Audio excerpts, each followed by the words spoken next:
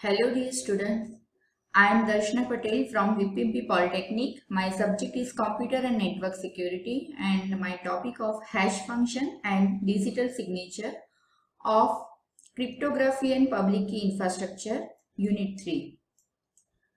Now objectives of today's learning is to understanding hash function and its application and about digital signature.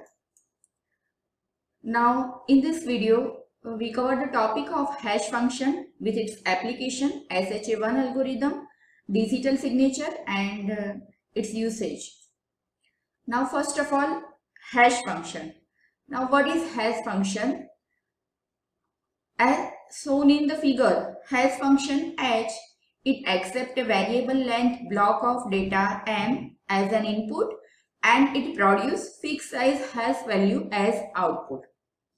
So small h, that means of hash output, h is equals to capital H of message m, where capital H is a hash function which is applied to the variable length message m and the length of the message is specified with L. It is impossible to recreate the input data from its hash value. It is the main property of the hash function. The input message or say input, it is known as a message, whereas the output or say the hash value is called the message digest. It is infeasible to find two different messages with the same hash value. That's a solid property of the hash function. Now the applications of hash function. These are the various applications where the hash functions are most useful. Say message authentication, digital signature, file integrity verification, password hashing and key derivation, as well as hash functions are also useful in various security environments like blockchain and so different areas. Now SHA-1 function or SHA-1 algorithm, secure hash algorithm. Okay, for SHA algorithm, they are structured differently like SHA-0, SHA-1, 2 and 3. Here we are showing the SHA-1 function in which we remember these parameters that our message size should be less than 2^24, block size 512 bits, word size 32 bits, number of steps 80 and one more thing, the output that is of message digest and the size of message digest is 160 bits. Now the first step of the algorithm is to padding. The original message is of variable length, so the message is padded and its length becomes into n into 512 size. And the padding, it consists of a single 1 bit which followed by a number of 0 bits as per the requirement of 512 size of block. Step number 2, append the length. A block of 64 bits is added to the message. So it is used to represent the length of the original message. It contains original message length. Then step number 3, allocate an 80-word array for the message schedule. And after that, we loop 80 times to do the following. Here there are 5 different variables A, B, C, D and E is there. Because our message digest, our output of length 160 bits, that is of 32 multiply 5 is equals to 160 bits. So we need 5 variables each having of 32 bits. So here we are taking A, B, C, D and E variable. Okay. Now here the calculate SHA-1 function and constant k. For that we are remembering the shown logic. The shifted variable D is assigned to E, C is assigned to D, D is assigned to C and so on. This is the output behind the SHA, this is the logic behind the SHA-1 function. It generates the different hash outputs and the final hash output can be calculated by adding the A, B, C, D and E, which is a final message digest of 160 bits. Now our next topic, digital signature, which is based on the concept of asymmetric encryption technique. First of all, what is digital signature and when it's required? So digital signature is an electronic form of signature that can be used to authenticate the identity of the sender of a message and also ensure that the content of the message that has been sent is unchanged. Means digital signature is used for the sender authentication as well as message integrity. When digital signature is required, when there is not a complete trust between the sender and receiver, at that time digital signature is needed to prove the authenticity of the sender and also that the message that is sent, it is accurate or not. So it's used for checking the message integrity also. These are the various properties of digital signature. It must verify the sender, date and time of the signature. It also authenticates the content at the time of signature. It must be verified by the third party to resolve the dispute between the sender and the receiver. When the two entities are not trustful to each other, then proving the trust for the sender is necessary, and that trust be proved through the electronic signature, say digital signature.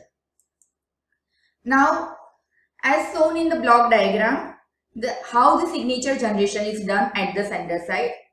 For that, the cryptography hash function and asymmetric encryption technique is used. Here, the original message M having the applied to the cryptography hash function, and it generates the hash value small h. Now that hash value have been encrypted through the private key, sender's private key, and it generates the signature S. So signature generation at the sender side involves two techniques, hash function and applying the encryption technique through the asymmetric encryption. Here the sender side private key is used for encrypting the signature, encrypting the hash value and generating the signature. Now at receiver side, signature verification steps occurs. Here in signature verification, as shown in the figure, the message M is applied a cryptographic hash function and it generation has value. That value and the signature S that is comes from the sender side, that signature it is decrypted using the sender's public key and it generates a hash value H dash. Now the H and H dash both are compared, and if they are same, then the signature is valid, otherwise signature is not valid. So here the comparison is done between the H and H dash, which returns that the signature is valid or not. So here the signature verification as well as the original message integrity both are verified at the receiver side's algorithm. So the digital signature, which consists having of two algorithms, one for the sender side, which is used for the signature generation and which involves the user's private key, and the other algorithm which is used as a signature verification algorithm and which is done at the receiver side, and it involves user's public key. So the digital signature is used for the message authentication, message integrity, and various kinds of services where there is not a complete trust between the two entities. Now next, key escrow. It is a cryptography key exchange process in which key is held in escrow or stored by a third party. It is like one kind of wallet which holds the cryptographic keys which are used for the encryption as well as for decryption. Here the third party is involved which hold the all the cryptography keys which is used for the encryption decryption. Here key escrow or say the wallet which provides as a backup source for cryptography keys. So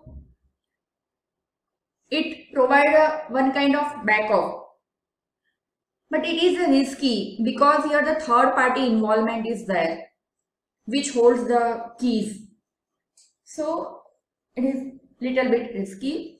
Here the key escrow is to serve as a backup if the parties means and entities which access to the cryptography key lost the data, such as through some natural disaster or some crack attack or server crack. At that time, if the two end entities which involved in the cryptographic encryption and decryption, they lost their data, they lost their keys, then here the key escrow technique provided good backup source for cryptographic keys, and the key is available at that time through this third party involvement through the key escrow. So that is the main concept behind the key escrow. Thank you for listening.